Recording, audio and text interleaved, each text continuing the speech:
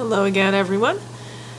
Today I wanted to talk about a subject that is very confusing, which is fairies and the human dead. And this is something that you'll see coming up in various different places. Sometimes authors will write about it, sometimes it comes up in conversation, and it just tends to cause a lot of confusion with people. And there's two main ways that we see this being brought up.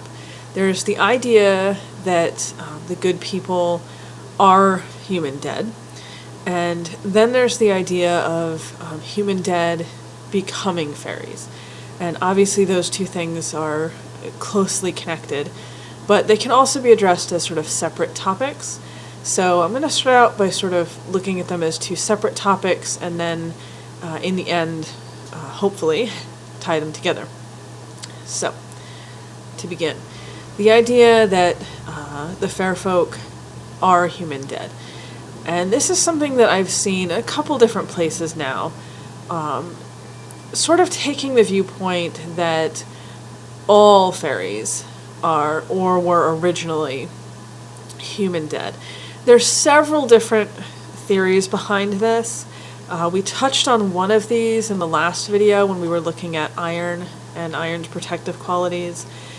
There were quite a few ideas going around. About 120 years ago, folklorists and folklorists who like to fancy themselves anthropologists had this idea that they would write about, that the sort of Neolithic or Bronze Age peoples of Ireland and the UK had been driven out by the iron-wielding Celtic peoples, and when this had happened, they had been driven into the hills and had then, as this sort of folk memory, become the fairies. This is a very problematic theory today. To begin with, there's a lot of sort of subtle and sometimes not so subtle racism that goes with this theory. People aren't always aware of it, but it's definitely there. The way that these Neolithic and Bronze Age people are described in the source material that's talking about them, these sort of Victorian era writers, is not what we would consider today really appropriate, hence where the racism kind of comes in. And there's also this sort of just assumption that these people were very primitive, and with the idea of primitive comes this, again, assumption that they were technologically not advanced, and for whatever reason would have just sort of fled in front of any sort of new technology. It's also really problematic, and it's part of why I don't like the term primitive. It's also just usually not how cultures work. When a more advanced culture meets a less advanced culture, yes, generally the more advanced culture tends to dominate. History shows us this, but the more primitive culture doesn't just sort of throw their hands up in the air and run away. They usually try to find ways to get the technology and to fight back, and it doesn't generally work out well for them. But we don't see this idea of people, cultures just sort of disappearing and going into hiding to avoid new technologically advanced cultures coming in. Also problematic because there's just no archaeological evidence of this happening. At this point in particular, if that had occurred, if we'd seen these populations sort of fleeing and going into remote areas and hiding from this cultural invasion of iron-wielding whatever, there would be some evidence of it. There would be signs of settlements, something, and it's just not there. We also, have to keep in mind that image, that although we like to kind of hold on to it, there was this population migration wave that came in. Current academia does not support that idea. That is not what actually happened. Yes, Celtic culture did come in and infuse Ireland and parts of the UK, but it was not a massive population shift and migration. It seems to have been more of a linguistic and cultural shift and diffusion, as opposed to a new population moving in and taking over an older population, which right there just puts this whole theory out the window. Putting a lot of emphasis on this just because this is something that you see. It was very popular in the Victorian books. You will see it in Fairy Faith in Celtic Countries. I do like that book. It has a lot of good anecdotal material. The anecdotal material is good when the academics who are contributing to the book have their little essays.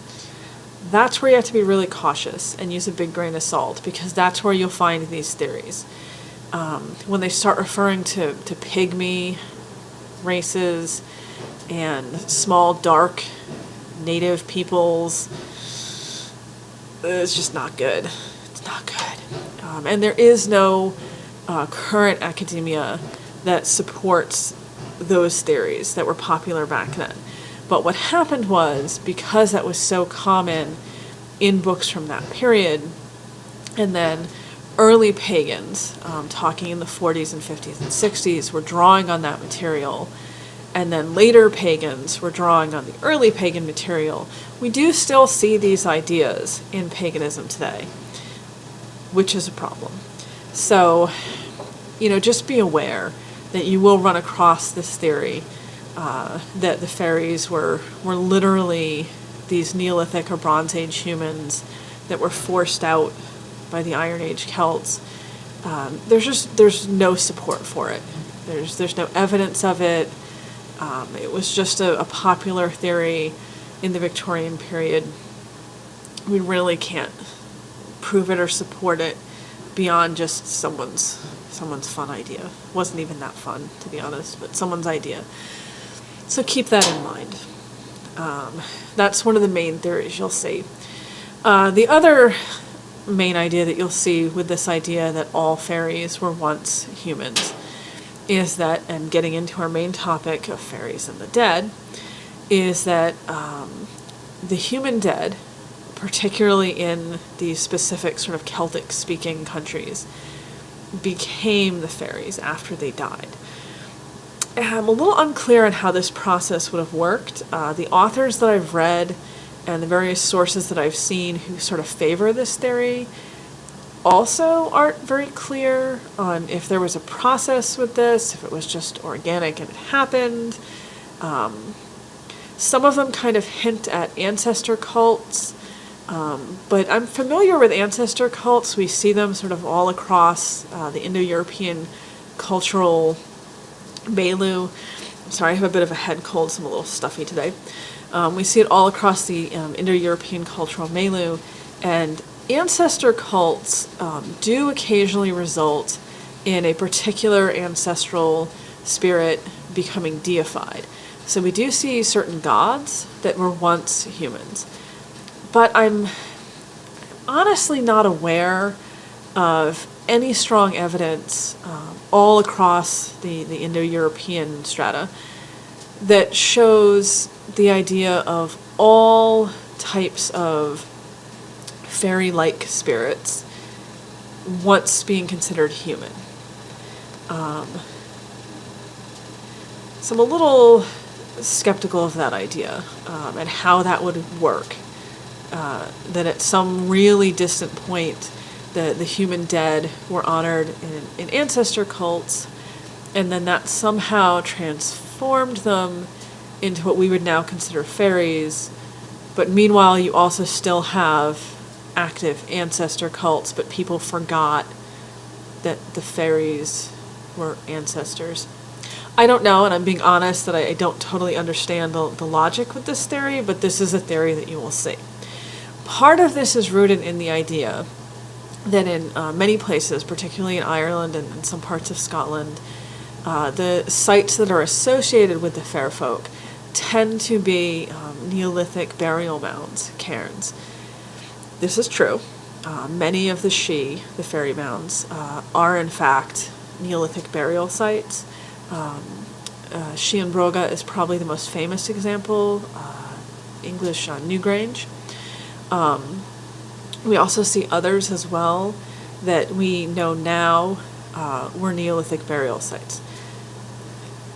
A slight difficulty with that particular theory is that we don't know for sure if the people that were acknowledging these sites as fairy mounds were aware that they were burial mounds.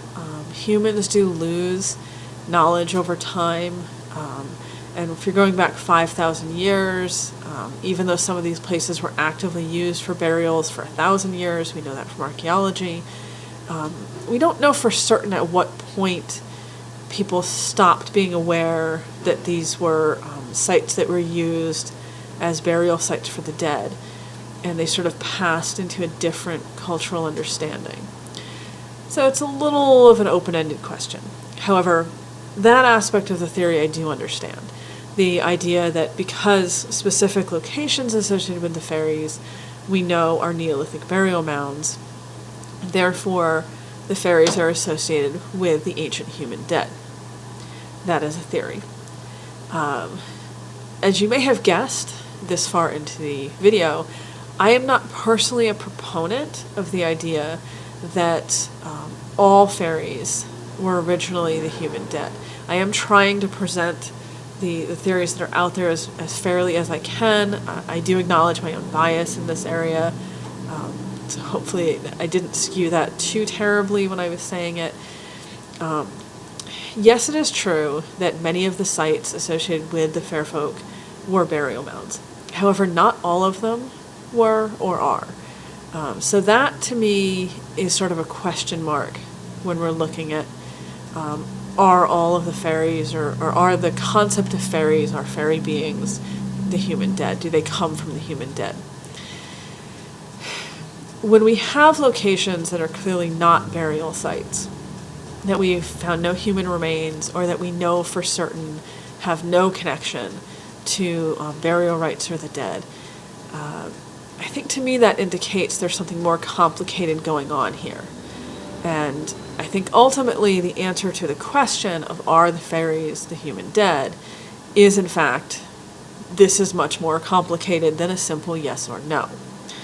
And as we'll see when I get to part 2 of the question, I do think in some cases, yes, they are.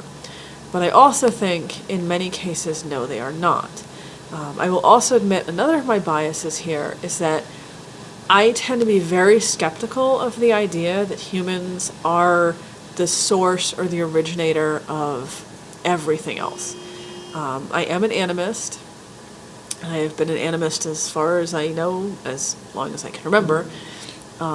So the idea that everything has a spirit and that there's a spirit in everything makes perfect sense to me, but also to me, therefore, it doesn't make sense that human beings would be needed in order to cause or create other spiritual phenomena, if that makes sense.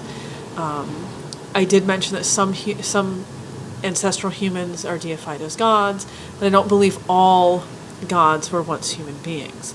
I don't believe that all fairies were once human beings for the same reason. I believe that some of them are simply other beings, other types of spirits. We often will see nature spirits and land spirits conflated with fairies, for example. And yes, that also becomes a bit of a gray area because the human dead can sometimes become nature or land spirits. It's a very complicated subject and there really are no easy answers for any of this, but we do legitimately have spirit beings that are not and never were human. When we look at what fairies are, the bulk of the question, we really just see a wide array of answers. The Aeschi, in part at least, are the Irish gods, the Tuatha Dé Danann, and they were not human. It's pretty clearly established in the mythology that they were not human. They contest against the humans at one point. They are ancestors of several human families. Go back to my fairies and sex and humans video that started all of these videos, and clarify that answer. But when we look at, what are fairies, what can they be, I think we really have multiple different possibilities and different answers. And I think we need to be careful about not looking for one simple or direct answer to the question. There's just too many possibilities and too many options. So when we're narrowing it down too much, and particularly when we're trying to find an easy sort of human explanation, I would just be very cautious about that.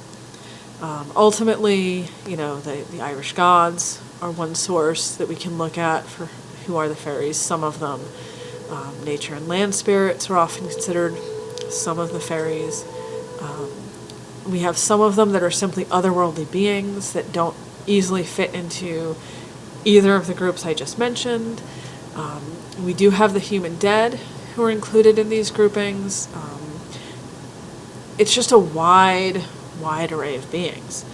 So I don't think that we can look back and say, yes, the human dead are the source of our modern concept of fairies, or even our sort of ancestral concept of fairies. I don't think people 1,000 years ago or 2,000 years ago looked at the good people as human ancestral spirits who had passed into some other state of being, necessarily. This gets us to part 2 of the question of human dead and fairies. Can dead humans become fairies? The answer to that is pretty clearly yes. If we look at the anecdotal material, there are many accounts of people who died, who were then seen among the gentry, who would reappear to loved ones and say that they were now among the fairies.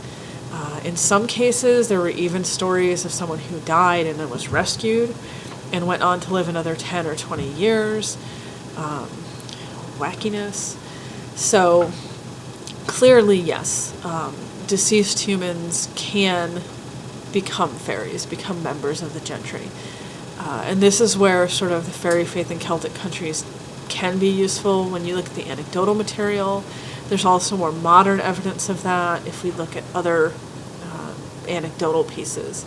So I think in that case, yes, the evidence is clearly in support of it. We just have to be careful not to take that evidence and then overgeneralize it and say that that means they all are. A portion of them are, certainly. I think when we look at examples of fairies who are averted by Christian symbols or Christian scripture, or who are very concerned with salvation in a Christian cosmology, we can probably theorize that these are fairy beings who were once humans and who were Christians when they were human, and they're still concerned about the religion that they had when they were living humans. Whereas we do see many other examples of fairy beings who do not have that, don't care about Christian symbols or scripture, and don't care about, Christian salvation. So, to sort of illustrate the different types of beings that we see. We do, of course, also see living humans who are taken by the good folk and can become fairies as well. And the water gets a little muddy there as well, of course, because again, not a simple subject. Many times the living human who is taken is thought to have died, or they're replaced with a changeling who does die, or a glamored piece of wood that then seems to die. And in these cases, honestly, even looking at the anecdotal material or older folklore or even ballads, it's very difficult to be certain whether or not the person actually was alive when they were taken, whether they actually had died and then were taken. The only thing we can say for certain is that sometimes the fairies do take human beings, and it is a selection process. They choose and take the human, and then that human is then, through a process, transformed into a fairy being. I emphasize that the fairies take the person because another thing that I sort of see out there is this idea that everyone who dies sort of becomes a fairy. There's nothing really supporting that. There is some older, much like 2,000-year-old older material that indicates that some of the Celts, particularly the Gauls, could have believed that everyone who died in this world was reborn in the other world. And then when you died in the other world, you were reborn in this world. That is a piece of evidence, I believe, from Caesar, from his Gallic Wars. It's a little hard to be certain what he's saying there, and what he's talking about and what the Gauls might have actually believed. It's possible, certainly, that they did have a belief like that relating to their afterlife. Did they believe that they were literally reborn as the fair folk, as what we would call fairies? I'm a little more skeptical of that, particularly because fairies are seen to have a much longer lifespan than human beings. We have a lot of folklore relating to why fairies take people. It's generally, by the way, not a good thing for the human beings that are taken. It's not like we're selected and taken to go live a wonderful, magical, special life. It's usually, just think scrubbing fairy chamber pots, breeding stock, that kind of thing. It's not like a heavenly afterlife, the way most people think of that. So I think the way that modern people tend to interpret this idea, at the least, is probably not totally accurate to what it may have originally meant. But the fact is, we just don't know for certain. What we do know is that, yes, people were taken. Yes, those people did become fairies. Sometimes they could be rescued, sometimes they couldn't be. And that's sort of where we're at with that. So tying all of this together, here to wrap it up at the end, the question of fairies and the human dead, as I've said several times, very complicated. Yes, there is a strong overlapping connection between the two groups. Yes, some of the human dead do become fairies, go into fairy. We have several accounts, and Emma Wilby mentions this in her book, Cunning Folk and Familiar Spirits, of witches who dealt with fairies or went into service with the fairies, who were given fairy familiars that were deceased human relatives of theirs who had been taken into fairy. We see accounts in ballads like Tam Lin and the Ballad of Alice Brand, I believe it is, where we see human beings generally who suffered some kind of violence. Tam Lin fell off his horse when he was a boy. Alice Brand's brother was struck down in battle, who were caught up or taken up by a fairy monarch and brought into fairy. So it is certainly possible for humans and the human dead to become fairies and to go into fairy. However, are all fairies the human dead? My personal opinion on that is no. Some of them are, many of them are not. Many of them have never been human and are very foreign to humanity, if you will. Some of them used to be gods, some of them are spirits of nature or the land, some of them are otherworldly spirits, some of them are things that we really cannot describe any other way, except to say beings of the otherworld, fairies. So, it's very muddy waters, and there's a lot of crossover between the two groups. If you picture it as sort of a Venn diagram, which I can't do easily with my hands, but if you picture it as a Venn diagram, you would have fairies here, you would have the human dead here, and then you would have a little segment in the middle where the crossover is, where you would have the overlap. So, I hope, as confusing as this subject is, that did clarify a little bit. I did want to touch on some of the main theories that are out there about fairies of the human dead. I hope that cleared up some things. I know this is not the easiest subject to get into. I have written about it several times. I'll post links to some of the things I've written. It might be a little clearer in writing, but I do hope that this video helps to clarify a bit about how the human dead and fairies overlap, and how they don't. I do think often when humans die, they go to an assortment of places and afterlives that have nothing to do with the fair folk, and are not directly into the other world as we understand it. So hence that little portion of the Venn diagram that's just human dead going other places. If you have any questions, please feel free to drop me a comment. I can try to address it in another video, but hopefully this at least offered a little bit of clarity on a very confusing subject. Have a nice day.